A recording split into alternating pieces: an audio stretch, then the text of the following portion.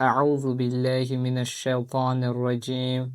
Bismillahirrahmanirrahim.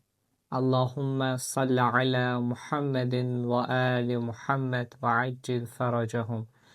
Həzrəti Peyğəmbər salavatullah belə buyurmuşdur. Möminlərin qəlbində İmam Hüseyn əleyhissalamın qətlinə görə elə bir hərarət var ki, o hərarət heç vaxt soyumaz. Salamlayırıq əziz, dəyərli izləyiciləri, möminələri. Bilirsiniz ki, Məhərrəm ayı daxil olubdur və biz Məhərrəm ayının günlərini yaşayırıq. Bu ayda İmam Hüseyn əleyhissalam və yar ənsarı şəhid edilibdir Kərbəla çölündə. Allahdan istəyirik ki, bizi İmam Hüseyn əleyhissalamın ziyarət edənlərdən və onun şəfaətinə nail olanlardan etsin. İnşallah keçək dəstəmazın, biz keçən dərs danışdıq hökmləri barədə, indi dəstəmazın şərtlərinə keçirik əzizlər. Alimlər qeyd edir ki, dəstəmazın bir neçə şərti var. Birinci şərt odur ki, dəstəmazın suyu pak olmalıdır. Mütləq qeyd eləyək ki, nəcis su ilə dəstəmaz almaq batildir. İkinci şərt isə budur ki, dəstəmazın suyu mütləq su olmalıdır. Biz suların hökmündə izləməyənlər izləyə bilər. Mütləq su, muzaf suları ayırdıq ki, hansılardır? Baxın, mütləq su bildiyiniz kimi axar suyuydu, yağış suyu və s. Qeyd eləyək ki, yəni mütləq su heç bir qatqı olmadan adi suya deyərlər. Amma muzaf su o idi ki, qarışıq. Palçıqla qarışmış su ola bilər, meyvə suyu ola bilər, gülab ola bilər. Qarışıq su ilə dəstəmaz almaq təbii ki də batildir və dəstəmazımızın suyu birinci pak olmalıdırsa, ikinci mütləq su olmalıdır. Təmiz su tapa bilməsək və görsək ki, namazın vaxtı dardır, o zaman təyəmmüm edib namazımızı yerinə yetirməliyik. Təyəmmüm barəsində də gələcək dərslərdə danışacağıq. Təyəmmüm də torpaq ilə edilən bir əməldir. Üçüncü şərt budur ki, dəstəmazın düzgün olmasını.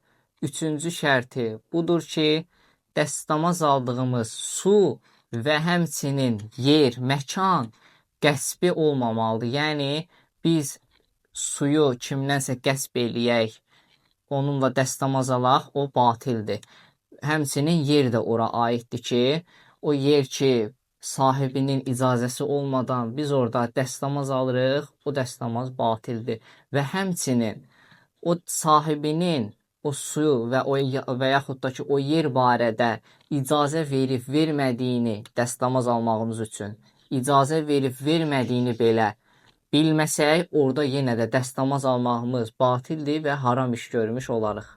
Bir mədrəsə olsun və yaxud da ki, bir işçilər üçün tikilmiş yerlər olsun ki, əgər biz bilsək ki, onlar sırf, məsələn, o mədrəsə tələbələr üçün tikilibdir və yaxud da ki, məsələn, hansısa bir işçi, tibb işçiləri üçün bir su yeri tikilibdir ki, onlar oradan sadəcə istifadə edə bilər.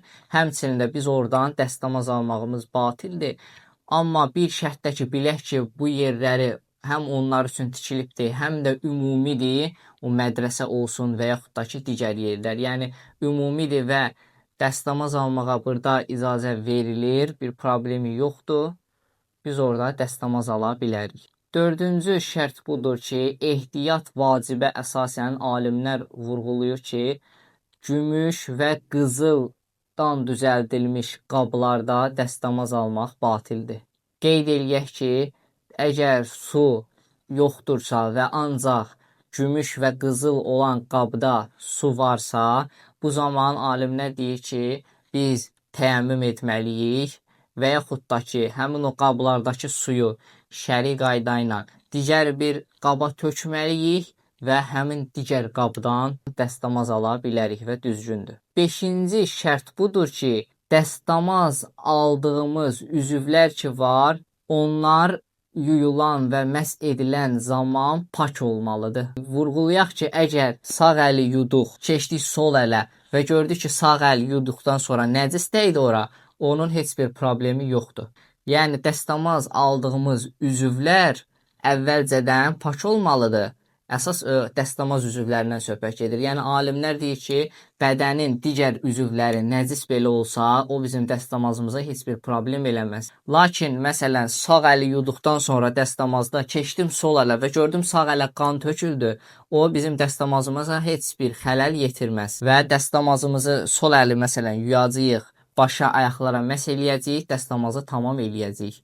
Ondan sonra həmin o qan ki tökülmüşdü, onu adicə suyun altında tutub yuyacağıq. Yəni bir daha təzədən dəstəmaz almağımıza ehtiyac yoxdur. 6-cı şərt budur ki, dəstəmaz və namaz üçün kifayət qədər vaxtımız olsun. Əgər görsək ki, namazın vaxtı dardır və biz dəstəmaz alsaq, namazın bir hissəsi vaxtından sonra qılacağıq və yaxud da ki, namazın vaxtı çıxdıqdan sonra qılacağıq. O zaman alimlər deyir ki, dəstəmaz almayasan, təyəmmüm edəsən. Lakin bir dənə burada vurğulanası məsələ budur ki, əgər o insan ki, təyəmmümlə və dəstəmaza hər ikisinə eyni vaxt sərf eləyir, o zaman alimlər deyir ki, onda o dəstəmaz alsın, namazını yerinə yetirsin. Dəstəmazın düzgün olmasının 7-ci şərti budur ki, Allaha yaxınlaşmaq və ixlasla yerinə yetirilsin.